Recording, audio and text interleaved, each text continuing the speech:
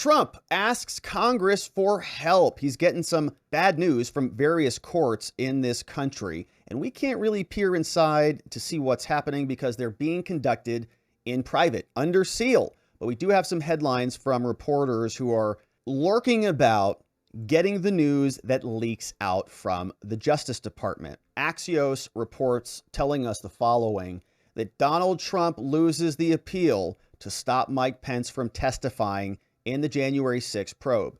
And zooming out for a minute on this, remember that Donald Trump really has three different broad prosecutions that are taking place right now. He has the one that's active, which is out of Manhattan. He has the second one, which is probably coming in July out of Georgia from Fani Willis. That may be a big slew of indictments. She's talking about RICO and other things. But the third, and what I've always thought is the most serious level of prosecution against the former president, is going to be coming from the special counsel's office. And in particular, it's investigating two different facets. One is the Mar-a-Lago confidential documents element, so a bucket of investigations taking place related to that, and all the criminal statutes they allege may or may not have been violated there. And the other investigation is related to January 6th and any of the so-called interference with democracy and that area of the law. We've been spending a lot of time talking about that with the Proud Boys, and we've been speculating that maybe there will be a connection between a potential Proud Boy conviction and Donald Trump for seditious conspiracy. And so I've always thought that the federal prosecutions are going to be the big ones that act as the keystone that kind of brings everything together for this effort to stop Donald Trump from moving forward. And very slowly, but very surely, the federal courts have been ruling against Trump. This was a pretty big one. Trump loses the appeal to stop Pence from testifying. You see, they tell us that Trump filed an emergency application to block Pence from testifying before a grand jury. This is the same grand jury that the special counsel has created to pursue these claims. Why does this matter? They say Pence is a key witness. And the U.S. Court of Appeals for the D.C. Circuit Court, there was a sealed ruling that may make it possible for Pence to testify. And guess what?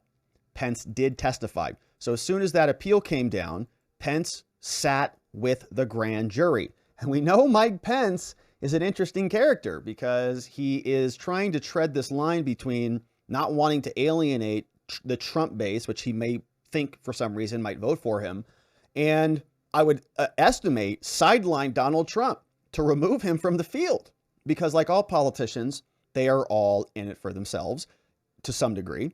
And Mike Pence would be well served if Donald Trump was ultimately sidelined.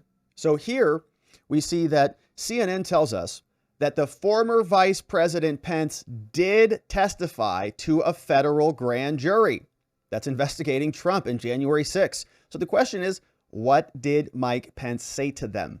On Thursday, he testified in front of a grand jury talking about the aftermath of 2020.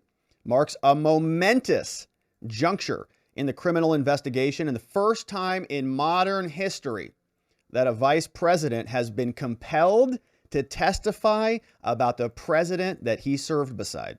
Pence testified for more than 5 hours, a source familiar with the matter said. Pence tried to say he was immune from testifying. He said he was pleased that for the first time a judge acknowledged it, but he was willing to comply with the law. It says Pence was poised to recount for the first time under oath direct conversations with Trump leading up to J6. So what did Pence say? Trump repeatedly, according to CNN, pressured him to block, including with a morning phone call. Pence's meeting with investigators come as he's exploring a possible run. His testimony could harm Trump and it could help him, meaning Mike Pence. Pence frequently speaks about refusing to do Trump's bidding. The grand jury was in Washington, D.C. The proceedings are secret. They assembled before 9 a.m. on Thursday. That coincided with an increase in security inside the courthouse, and then 2 SUVs with tinted windows were spotted ferrying people to the building.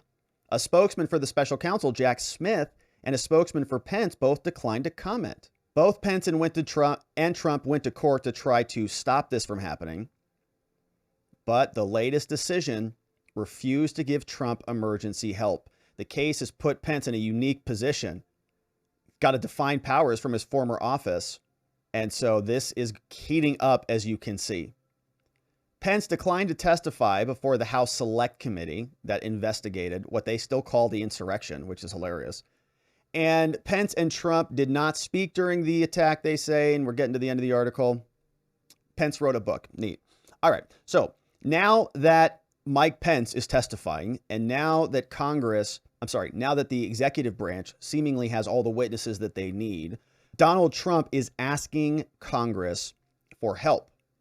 And he sent a letter, his lawyers sent a letter over to Mike Turner, a Republican from Ohio. And Mike Turner, as you can see, is on the House Permanent Select Committee on Intelligence. And so they're drafting and sending a letter over to him asking for some input. You can see this letter comes from Trump's lawyers, Timothy Parlatore, being sent to Chairman Mike Turner, House Permanent Select Committee on Intelligence, dated April 26, 2023, from the Parlatore Law Group. They say, "Dear Congress, we represent President Trump and we're writing to provide information regarding a probe by the DOJ into the post-presidency handling of classified documents." They say, "We understand that the DOJ is making the documents that were marked classified available for your review, and this letter provides the committee with information that we think that the DOJ has not disclosed to it." Uh-oh.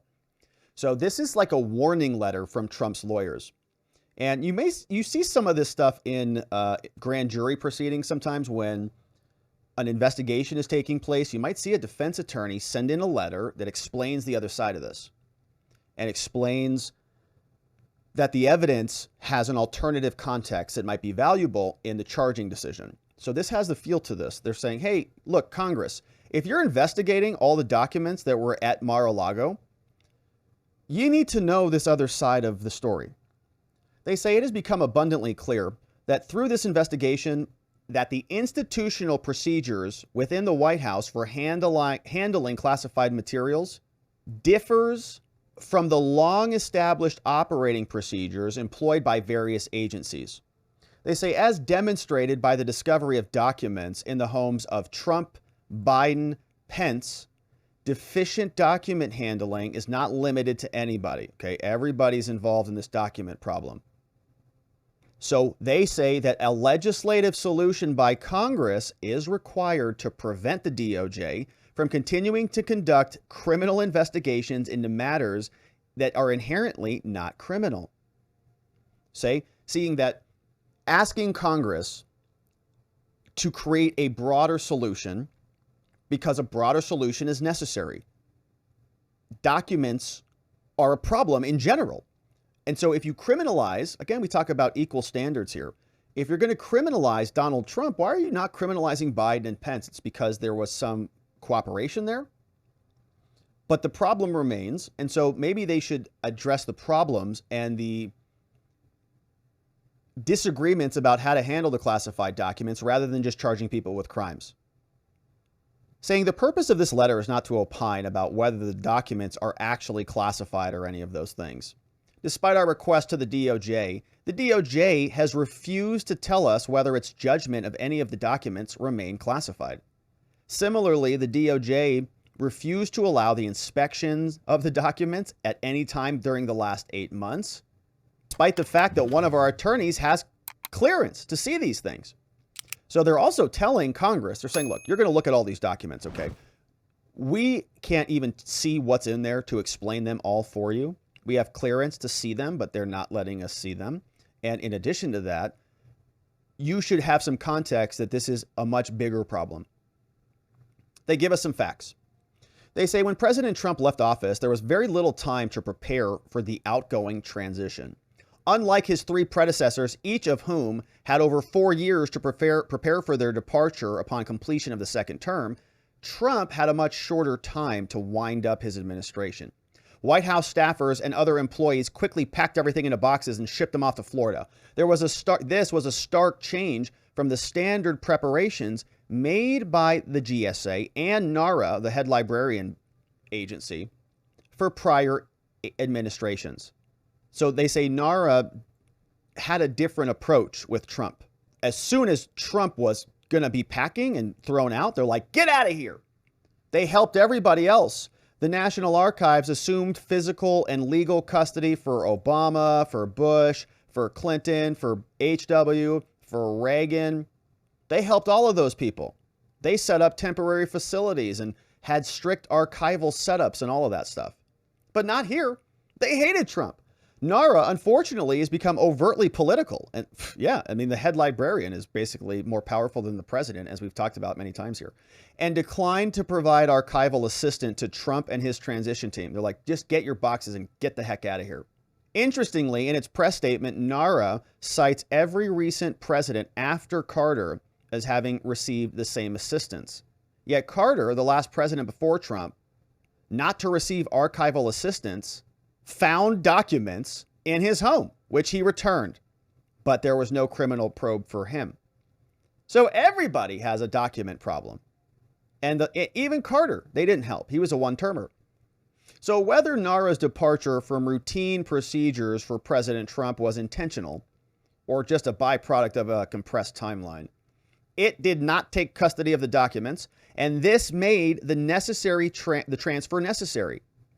And by the way, they went to Trump's heavily secured home in Mar-a-Lago. And to be clear, they say had NARA offered Trump the same assistance that it had given to all other previous presidents, he would have accepted the offer and there would have been no reason to transfer the documents to Mar-a-Lago. But they didn't offer to help. Says NARA and their variance, their deviation from the standard procedures, ignited a dispute with President Trump. They caused it when it discovered that boxes were being transferred to Florida. They're saying there was no discovery. There's no discovery there. You knew he was taking the boxes because you told him you were not archiving them for him.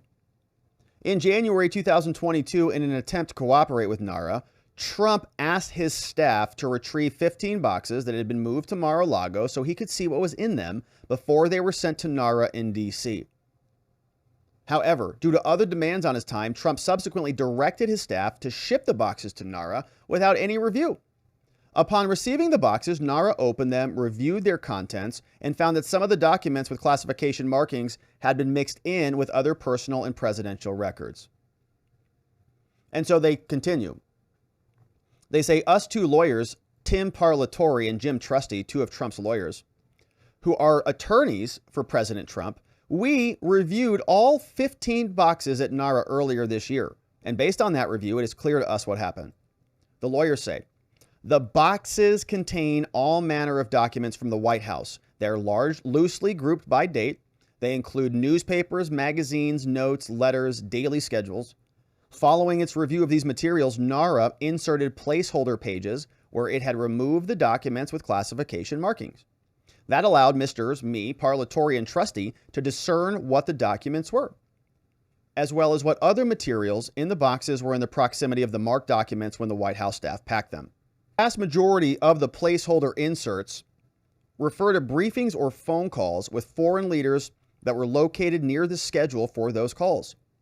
This organization of materials, for example, the schedule of the calls for the day, insert the page briefing to prepare for the call, indicates that the White House staff simply swept up all the documents from Trump's desk and other areas into boxes where they have resided ever since. Okay, so they're explaining like how the documents are layered on. On your desk at home, you know, you've got your mail, oh gosh, more mail, more here, more, garbage here. And it's in your alignment, and then you put your keys on there, whatever you got. And so he's just saying there's a stack of documents on there, and just based on what it looks like, we can tell it was probably on Trump's desk. And they just threw it in a box and drove it down. It says Trump's lawyers say, our review of the boxes at NARA shows that the White House institutional practices for the handling of classified documents, including declassification procedures, are inconsistent with how the intelligence community and the military handles classified materials. This is indicative of the staff packing process, and there's not any criminal intent here. As such, this matter should have been immediately referred to the Office of the Director of National Intelligence or your committee, not the DOJ. The improper involvement of the DOJ in what should have been just an administrative investigation of the spillage of documents with classification markings should have been where this ended. Led to the wrong course, and the current political environment has resulted with Attorney General Merrick Garland and the DOJ predictably choosing to pursue a criminal investigation. Saying any doubts that the process of the marked documents in the boxes was a result of institutional processes rather than intentional decisions should have already been dispelled. Saying that the recent discovery of marked documents in other presidents' offices show that. In other words, you can presume that Donald Trump didn't intend to criminally take classified documents. Why? Because you're saying the same thing about Pence. You're saying the same thing about Biden. If they have the presumption of innocence and the presumption of non-intentionality, non-criminality, why doesn't Trump? The possession of the documents by these two former vice presidents is similar in some respects to those that were transferred to Mar-a-Lago. Trump, like the outgoing VPs, was not afforded assistance from NARA and the GSA, and this resulted in confusion about what to do with the documents. The lawyers say, to be clear, Congress, our legal team has reviewed the entirety of the 15 boxes since their return to NARA, and we've supervised searches of several different locations, some of which have resulted in the production of a handful of additional marked documents. We have seen, though, absolutely no indication that President Trump knowingly possessed any of the marked documents or willfully broke any laws. Rather, all indications are that the presence of the marked documents at Mar-a-Lago was a result of haphazard record keeping and the packing by White House staff. Trump has directed us to immediately notify the DOJ of the discovery of the marked documents at Mar-a-Lago, and we have faithfully done so.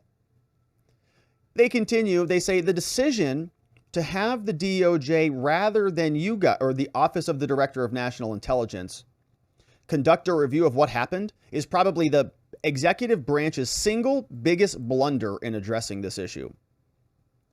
As Abraham Maslow wrote in 1966, if the only tool you have is a hammer, it's tempting to treat everything as if it were a nail. Now, despite the availability of a far more appropriate support from the Office of the Director of National Intelligence, the involvement of the DOJ improperly predetermined that the matter should be criminal. They needlessly ratcheted up adversarial nature of this matter, resulting in a waste of time and resources and a loss of public trust. There's no legitimate purpose to this, and the DOJ's actions further erode constitutional rights while blindly compromising its own ability to provide a real account of what happened. From the inception of this matter, Congress, rather than working cooperatively to ensure the return of the documents, the DOJ chose aggressive combativeness. And by doing that, they compromised the evidence, they compromised constitutional rights, and they compromised their own ethics. They wanted to criminalize what should be a simple civil matter, resulting in an unprecedented investigation of a former president while bristling at transparency, desperately seeking to justify its abominable conduct. History will not be kind to the DOJ or the administration that supports this assault, while excusing much more serious conduct by the current president. Whoa. History will not be kind to the DOJ or the administration that supports this assault. Well, there's an interesting question here. What happens if Donald Trump is the next administration and the next president? He gets to create some of that history, doesn't he? If he wins the next election. This is not a passive situation. We're not just sitting around watching history. Donald Trump may very well be the person who gets to drive that bus. The best way to investigate, writes Trump's lawyers, how the marked documents found their way out of a controlled environment is to analyze where they were found with surrounding materials.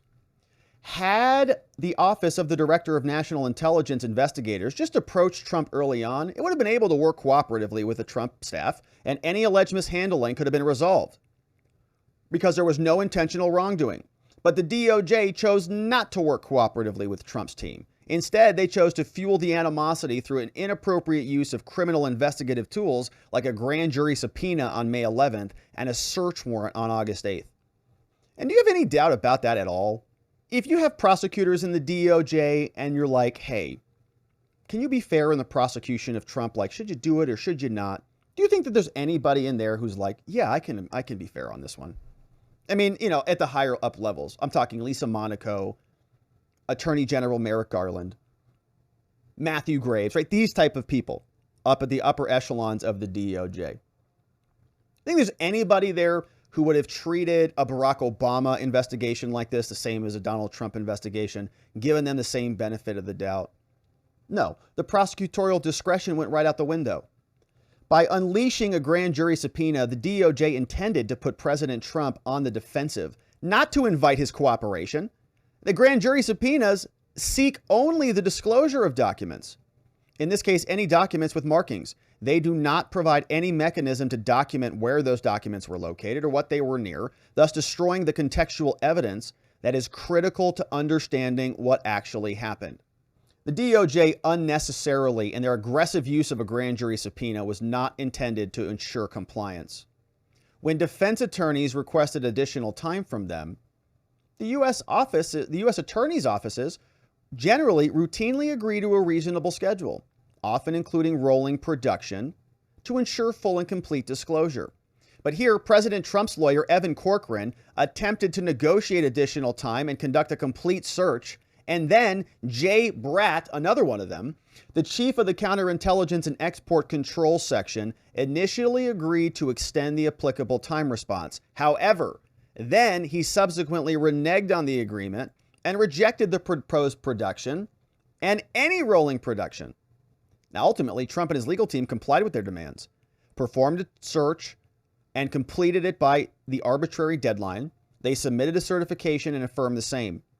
But to be clear, the certification stated that a diligent search was conducted, all responsive documents found were provided, not the search turned up all possible documents as they have falsely characterized. So if you remember, zooming out on this for a minute, we saw there was a letter apparently signed by Christina Bobb, one of Trump's lawyers, saying that we have conducted a search and everything that we have found has been given over to you. The media said that they said that means that everything had been found and we had given everything over to them. So when the FBI did their little raid of Melania's closet and they found new documents, they said, oh, see, you lied to us. That's obstruction. You told us you already gave us everything back.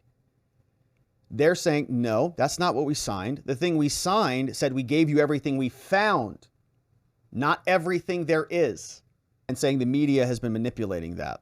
Continuing, saying on June 3rd, several weeks after serving the subpoena, Jay Bratt and 3 FBI agents came down and met with Trump's lawyer at Mar-a-Lago, at which time Corcoran turned over documents found in other boxes. Trump popped his head in, told Mr. Bratt, said, hey, if DOJ needs anything, just ask the team.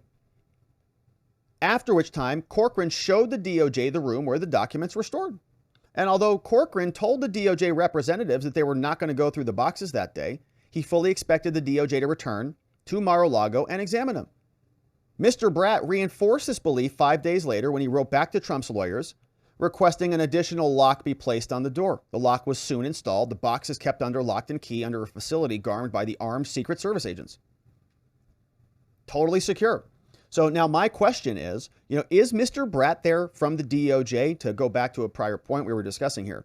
Is Mr. Bratt, when he's rummaging around Trump's location, do you think he's there as a friendly person trying to help a former administration secure a facility with secure documents?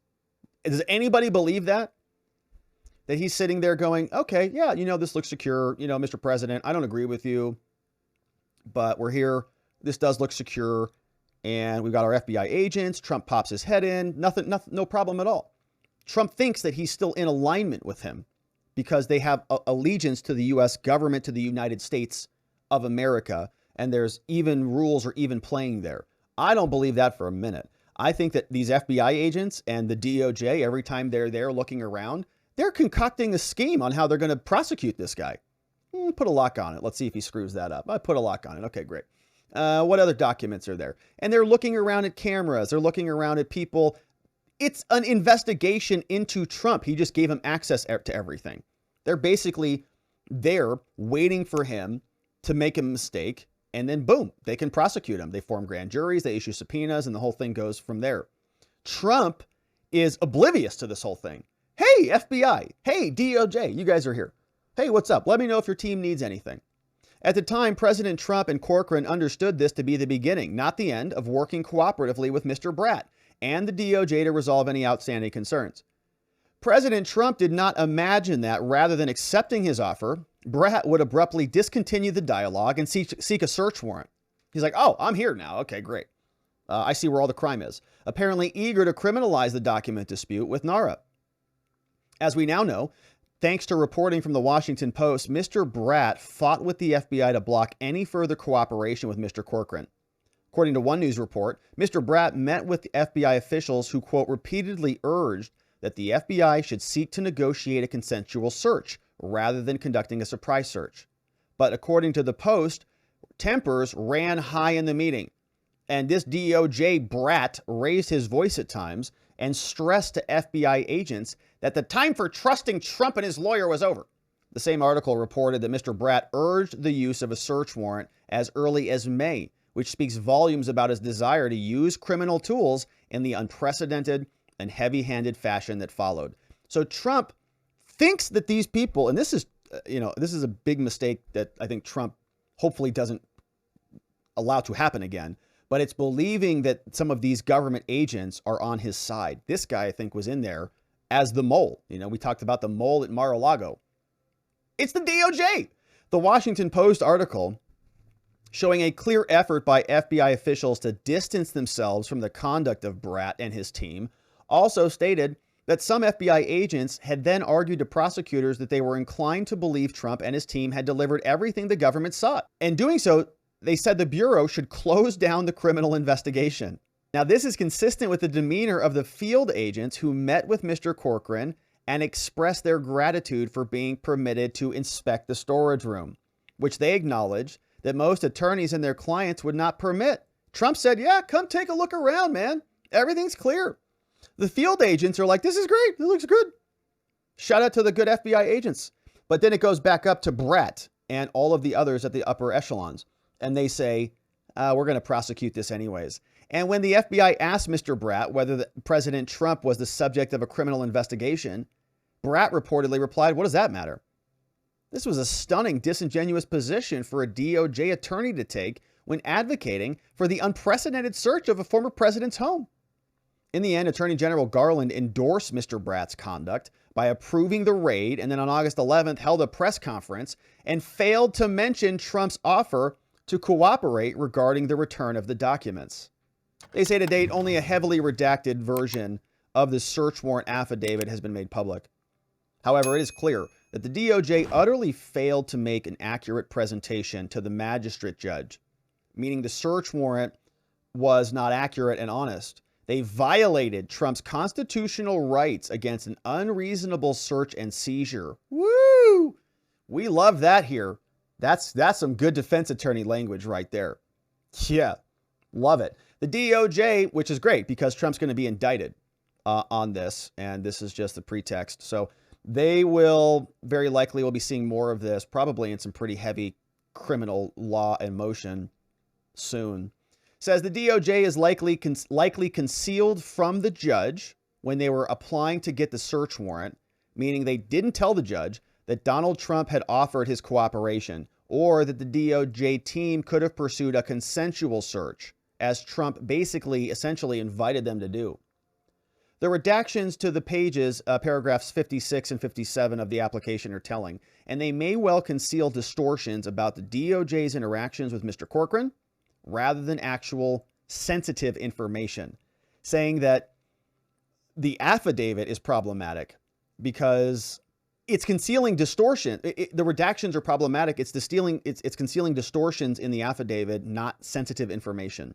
And if we see what it is, we're going to be able to rebut those distortions. So Trump's lawyers continue. They say, as President Trump's legal team moved to conduct additional searches for documents with classification markings, the DOJ's continued its pattern of prioritizing belligerence over investigation. They refused our invitation to have FBI agents observe our search And this refusal, like the earlier decision to proceed by a search warrant rather than cooperate with consent, again resulted in the DOJ's inability to establish a clear chain of custody or evidentiary context of the document locations. So, in other words, they're wrecking Trump's defense by disallowing Trump and his team to observe or to be in participation with this through a consensual search.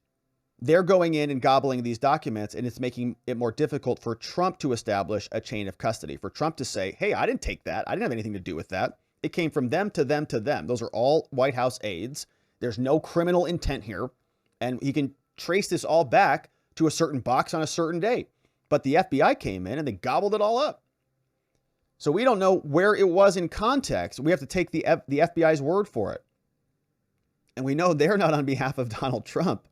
It says, in an attempt to overcome its own failures, then the DOJ chose to compel Mr. Corcoran and the investigators hired by the legal team to testify before the grand jury concerning their memories of where the documents were found. They didn't need to do that. They could have just come in there and asked. This was clearly suboptimal and constitutionally a dubious substitute for what could have been a well-documented consent search. Would have located the documents in the same condition that they'd been collected and stored by the White House staff. And we could have explained it. But now we don't have that opportunity.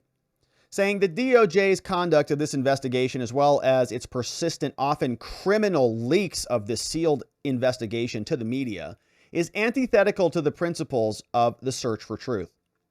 However, Trump's case is not the only instance in which the DOJ has demonstrated its unsuitability for such investigations. We're getting ready to call on Congress to do something about this. When documents were found in Biden's Penn Biden Center and the library, despite clear indicators that his violations were more likely the result of willful misconduct, the DOJ treated Biden very differently by foregoing any attempts at manufacturing conflict like they did with Trump, while implicitly approving the spoliation of evidence. The applicable criminal statute prohibits willful retention of documents, but to prove this, you got to prove that it was knowing.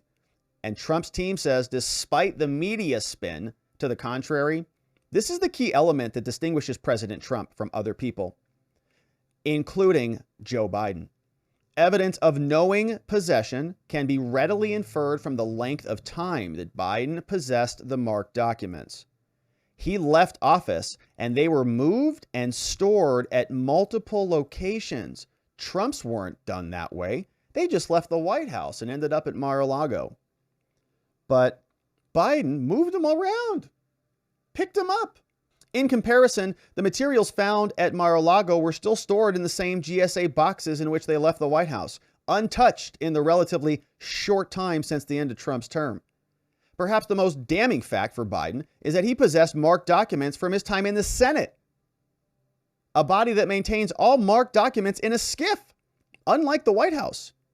Further, as you're no doubt aware, Congress, and as mentioned earlier in this letter, media reports have indicated that classified documents were contained in a folder called Personal, which is much more powerful evidence of knowing retention, knowing that you've got those documents, than documents being randomly dispersed into boxes by moving teams. So Congress, rather than learning its lesson from mishandling Trump's document searches, the DOJ repeated the same mistakes. They allowed Biden's private attorneys to conduct searches and turn over marked documents without any documentation of where or what they found.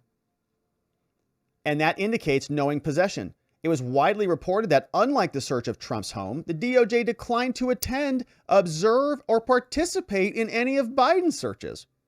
Instead, it chose to allow this key contextual evidence to be destroyed in a case that has far more indications of criminality. Similarly, it appears that Vice President Pence was also permitted to return the documents without DOJ and others. And so what is consistent in all three of these cases is that the White House procedures are flawed, and the DOJ is not the appropriate agency to get involved in any of this stuff. So Congress, we're asking for some input here. The solution to these issues is not a misguided, politically infected, and severely botched criminal investigation, but rather it's a legislative solution, and Congress should step in now. The DOJ should be ordered to stand down And the intelligence community should instead conduct an appropriate investigation and provide a full report to this committee, as well as your counterparts in the Senate. And armed with the appropriate knowledge, we respectfully suggest that you, Congress, and your committee hold hearings and make legislative changes to do the following. 1, correct classified document handling procedures in the White House. Standardize document handling and storage procedures for presidents and vice presidents when they leave. And formalize procedures for investigations into the mishandling or the spillage of classified materials to prevent future situations where the DOJ is inappropriately assigned to conduct an investigation. If Congress wants the DOJ to investigate these types of situations, they can pass a statute to clear. President Trump's legal team would be happy to meet with you, Congress, or your staff, and to assist in any way necessary to address these issues. Please know that despite the differences in these cases, we do not believe that any of these 3 matters should be handled by the DOJ. Rather, the stakeholders to these matters should set aside political differences and work together to remediate this issue and enhance our national security in the process. Very truly yours, a bunch of Trump lawyers here. Look at these. We've got Timothy Parlatore. We've got John Rowley. We've got James Trusty and Lindsay Halligan all signing off on this. And we've got several people being copied. Speaker of the House, Kevin McCarthy. Hakeem Jeffries. Chuck Schumer. Mitch McConnell came in, along with Jim Himes, Mark Warner, and Marco Rubio, all in the Senate and in the House, asking Congress to get involved, to step in, to stop the weaponization of the Justice Department against Donald Trump. We'll see what Mike Turner says and what the special counsel does, but of course, we'll continue to cover this. Thank you for subscribing wherever it is you're watching, and we'll look forward to seeing you as we continue to cover